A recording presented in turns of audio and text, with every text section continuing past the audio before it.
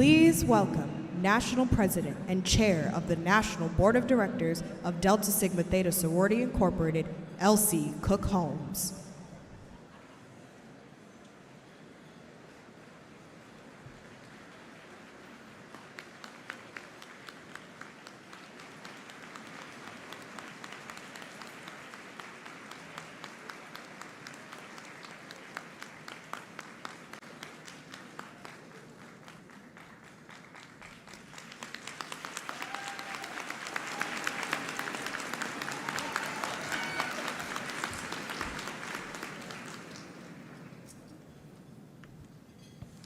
Thank you, my stars and guests. Please be seated.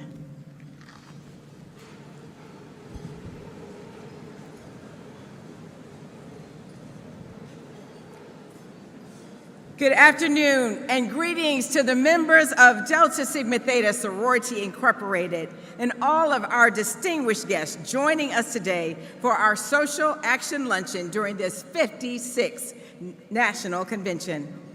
It gives me great pleasure to introduce our keynote speaker. She fondly recalls how her mother would tell her, "Kamala, you may be the first to do many things, but make sure that you are not the last." She took this advice to heart. United States Vice President Kamala Harris is the first female vice president, the first African American, and the first South Asian American vice president.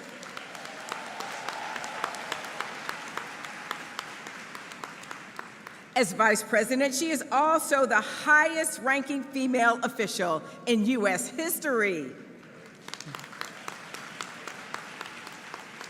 Her story is rooted in activism. Her parents were activists who took her and her sister along to civil rights demonstrations and introduced them to role models such as Supreme Court Justice Thurgood Marshall and civil rights leader Constance Baker Motley, our soror, both of whom inspired her desire for a career in law.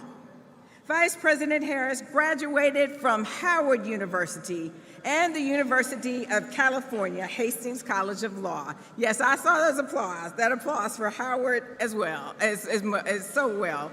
HU? Her career is a kaleidoscope of work for the people, which is her mantra. As District Attorney of San Francisco, she created a groundbreaking program to provide first-time drug offenders with the opportunity to earn a high school degree and find employment. The program was designed as a national model of innovation for law enforcement by the United States Department of Justice. When she was elected California's Attorney General in 2010, she oversaw the largest state justice department in the United States.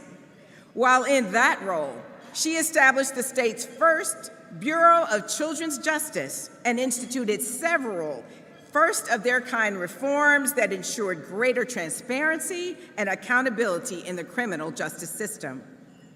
Vice President Harris was sworn into the United States Senate in 2017. Right away, she advocated for the rights of immigrants and refugees and championed legislation to combat hunger, provide rent relief, improve maternal health care, and address the climate crisis. Her bipartisan anti-lynching bill passed the Senate in 2018. Her legislation to preserve historically Black colleges and universities was signed into law, as was her effort to infuse much-needed capital into low-income communities during the COVID-19 pandemic. And now, as Vice President, Kamala Harris works in partnership with President Joe Biden to keep America vaccinated, rebuild our economy, reduce child poverty, and pass an infrastructure law that will lift up the communities that have been left behind. She is leading the Biden administration's efforts in rallying broad coalitions to protect the freedom to vote, expanding workers' rights to organize and collectively bargain, and to stand up for women's rights, supporting women in our workforce, addressing the maternal health crisis, and defending reproductive rights. Yes, as her mother said, she is a first, but her actions clearly demonstrate she will not be the last, and she will lead others to follow in her path. And we are so excited that she is our Divine Nine sister, a member of Alpha Kappa Alpha Sorority, because we know that there is collective strength across the Divine Nine.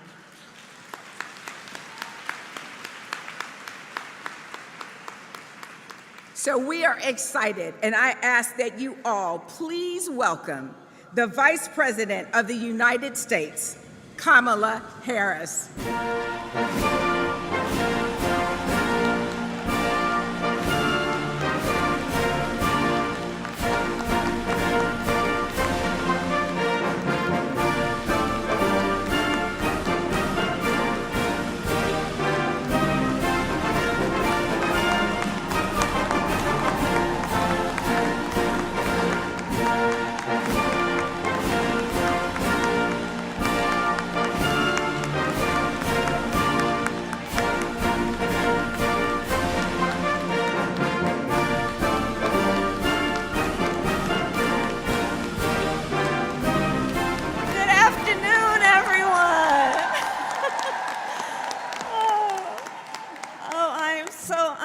And pleased and joyful to be with you this afternoon. Please have a seat.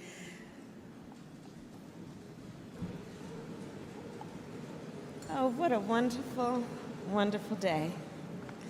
I want to thank President Elsie Cook Holmes, the National Board of Directors of Delta Sigma Theta Sorority Incorporated, and my Divine Nine sisters, the ladies of Delta Sigma Theta. Good afternoon to you all. Madam President, I want to thank you for your kind words. You have been a phenomenal leader of this organization. You and I and our other Divine Nine leaders have spent a lot of time together in Washington, D.C. and around the country. I've seen firsthand your leadership. It is an honor to be here with you this afternoon. Thank you. So I will say also that President Joe Biden and I have many extraordinary leaders in our cabinet. But as many here know, there is only one Marsha Fudge.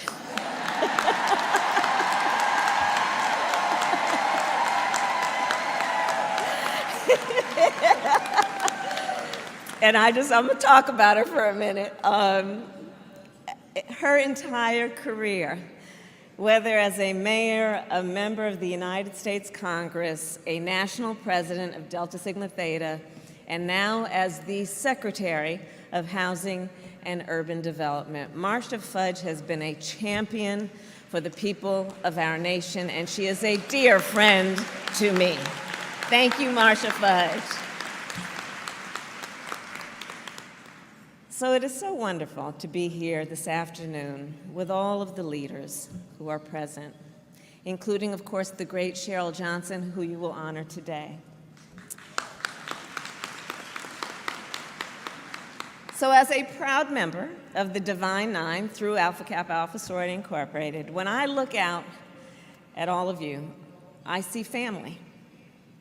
Like my sorority, Delta Sigma Theta Incorporated was founded to build networks of support for young Black college women, to fortify the bonds of sisterhood, to serve our nation and the world, and to create desperately needed social and legal change.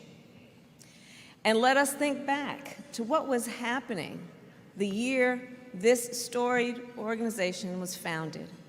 In 1913, women were not guaranteed the right to vote. There was not a single Black person in the United States Congress. And in that year, more than 50 Black Americans had been lynched, and that's only the number that was documented. And yet, despite all of this, and perhaps because of it, the founders of this sorority believed in the power of sisterhood, scholarship, and service, and that they could help make real the promise of America. a promise of equality, freedom, and justice, not for some, but for all.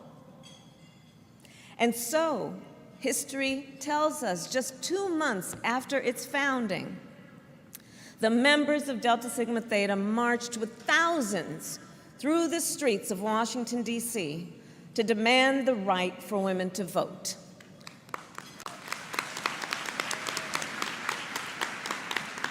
And 60 years ago this summer, in 1963, Deltas from across our country were part of the March on Washington, side by side with Roy Wilkins and John Lewis and Reverend Dr. Martin Luther King Jr.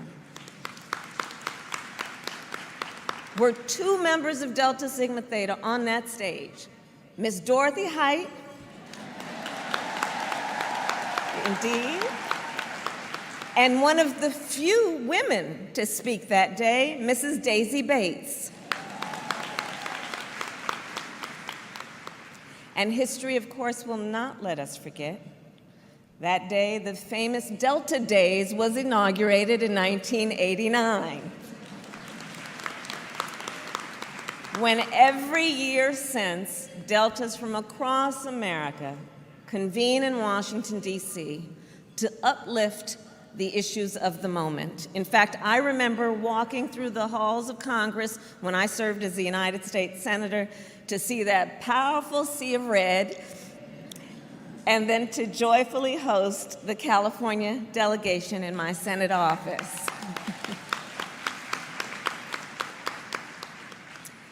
So that short summary of history that led us then to 2020, when during the height of a pandemic, with a fierce commitment to our future, the leaders here registered thousands of people to vote, led efforts to combat voter suppression, and with our Divine Nine brothers and sisters strolled to the polls.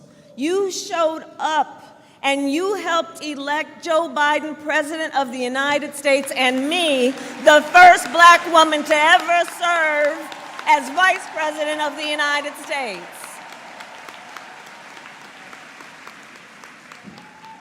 And so I thank you, all the leaders here, for all you do. We all share a vision and a stake in the future of our nation.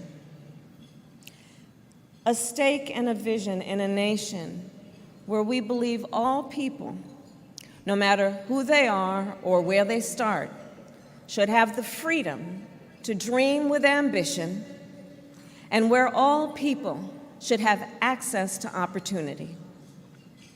The great Congresswoman Barbara Jordan, a Delta and an American icon, she once said of leadership, and I quote, "The imperative is to define what is right and to do it." What is right? Having the courage and conviction to confront the challenges we face, confront them head on, and deal with them. So let's consider then the moment that we are presently in.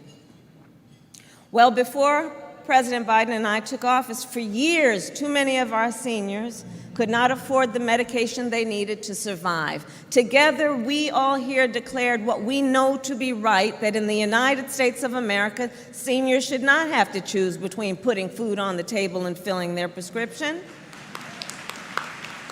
And so President Biden and I capped the cost of insulin for our seniors at $35 a month.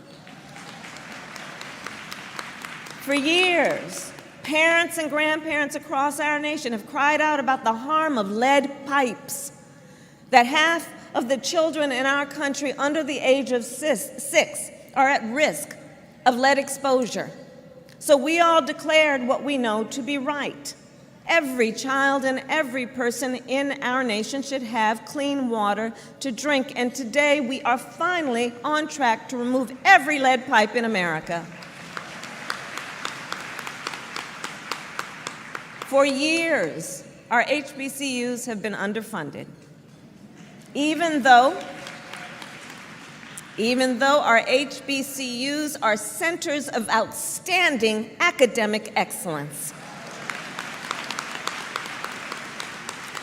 So when we took office, we did what we all know to be right. President Biden and I invested nearly $7 billion in our HBCUs, which is an investment in the future leaders of our nation. For years, our nation has ignored the crisis of maternal mortality. Madam President, you spoke of that. That before, during, and after childbirth, women in America die at a higher rate than in any other wealthy nation in the world, and that Black women are 3 times as likely to die. And so, when President Biden and I took office, we did what was right and made maternal health a national priority and expanded postpartum care through Medicaid from 2 months to 12 months, expanded it from 3 states to 35 states, to the benefit of 500,000 more women in America.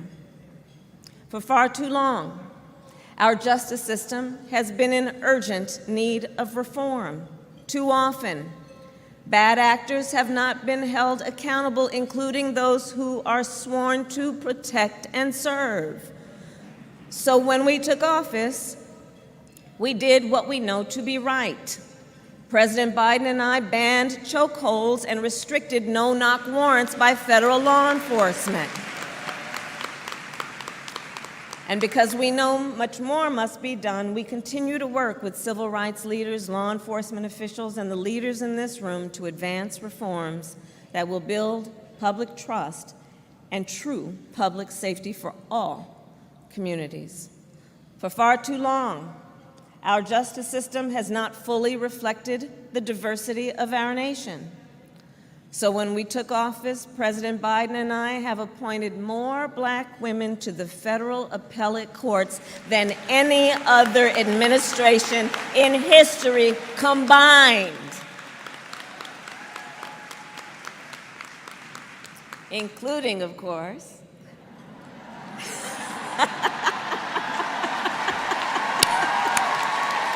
the first Black woman to ever sit on the highest court of our land, and your newest member, Justice Ketanji Brown Jackson.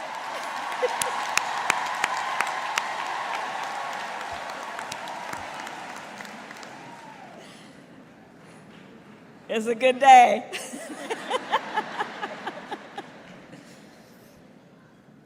So all of this to say, the leaders in this room helped to make all of this progress possible. And by creating a new era of impact for this historic organization, you will continue to help lead our nation forward. And for all of that, I thank you. And I am also here to declare we have more work to do. Being clear-eyed about the moment we are in and the challenges we face. We can see right now in our country so many of our hard-won freedoms are under full-on attack. Just consider last year. The highest court in our land, the historic court of Thurgood, took a constitutional right that had been recognized from the people of America, from the women of America. And since then, in extremist measures, extremist leaders in states across our nation, states like Indiana, have passed laws that criminalize doctors and punish women. And on this issue, I know we are all clear. One does not have to abandon their faith or deeply held beliefs to agree the government should not be telling a woman what to do with her body.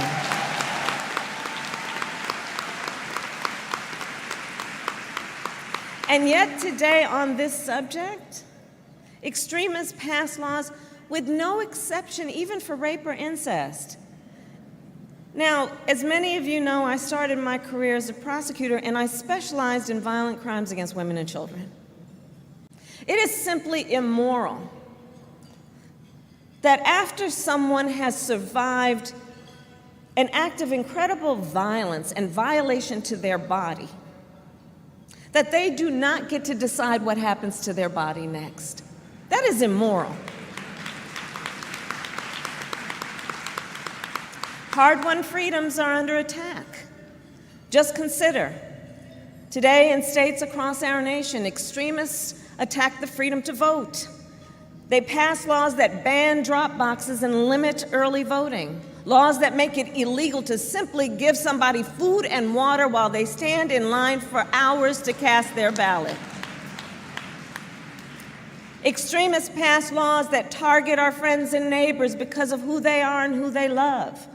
And at this moment in our country, we just witnessed the United States Supreme Court strike down affirmative action, give businesses the right to discriminate, and deny debt relief to millions of Americans with student loans. All the while, these same extremists, in most cases, refuse to pass reasonable gun safety laws to keep our children safe. And speaking of our children, extremists pass book bans to prevent them from learning our true history. Book bans in this year of our Lord 2023. And while they do this, check it out. They push forward revisionist history. Just yesterday in the state of Florida, they decided middle school students will be taught that enslaved people benefited from slavery. They insult us in an attempt to gaslight us, and we will not stand for it.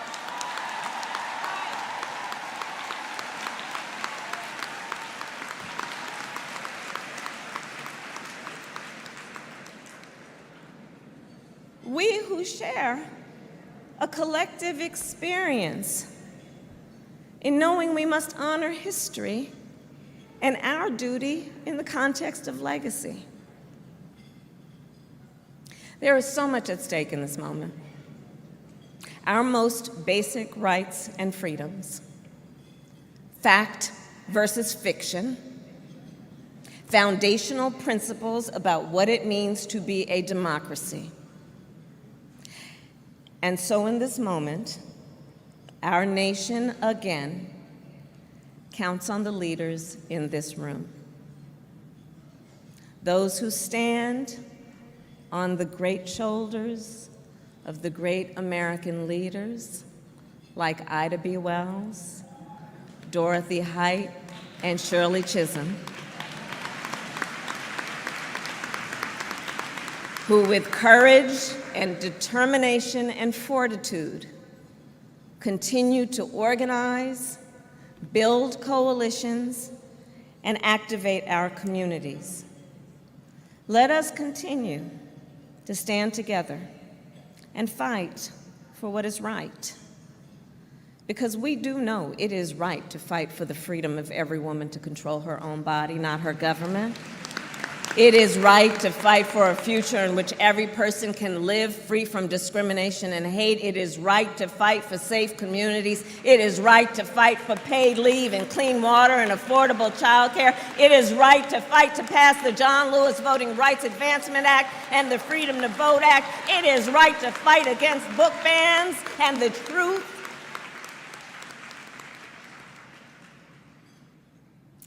So Delta Sigma Theta, let us fight. Fueled by the love of our children, let us fight. Fueled by the love of our country, and let us fight with the knowledge and the faith that when we fight, we win. God bless you, and God bless the United States of America. Thank you all.